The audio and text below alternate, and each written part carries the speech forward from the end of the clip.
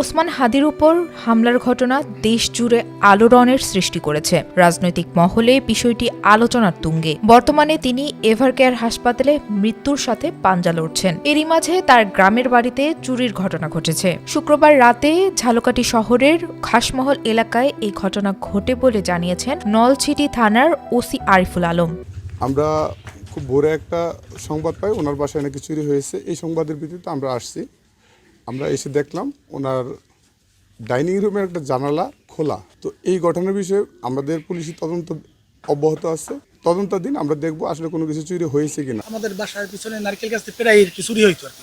সেজন্য আমি এবার একটু লাইট মারছি। মারার পরে দেখি একটা নারকেল গাছের গোড়ায় লাল একটা ব্যাগ রাখা। তখন আমি চিন্তা ব্যাগটা আসছিল কোথা দিয়ে। তখন আমি আস্তে আস্তে লাইট নিয়ে ওই ব্যাগের দিকে আগাইতেছি। তখন হঠাৎ করে দুইটা ছেলে ওই ব্যাগ বুক নিয়ে একদম ব্যাগের ভিতরে লাফ দিয়ে পড়ছে। তারপর আমি সোর পেয়ে লড়ান দিছি। চুরি প্রসঙ্গে হাদির চাচাতো ভাই সিরাজুল ইসলাম বলেন, কেউ বাসায় না থাকার সুযোগে জানালা ভেঙে চোর ঘরে প্রবেশ করে। কি পরিমাণ মালামাল নিয়েছে সেটা আমরা জানতে পারিনি। ইতোমধ্যে খবর পেয়ে ঘটনাস্থলে পুলিশ এসেছেন এবং বিষয়টি নিয়ে তদন্ত করছেন।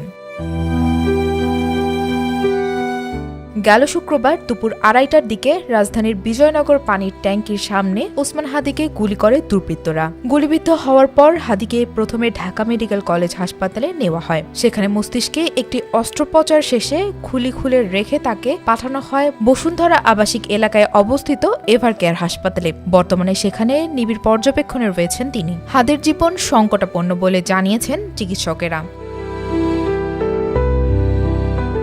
এদিকে তার গুলিবিদ্ধ হওয়ার খবর শুনে সেদিন বিকেলেই ঢাকায় রওনা দেন পরিবারের সদস্যরা, আর তাতেই ঘটে যায় চুরির মতো এ ঘটনা।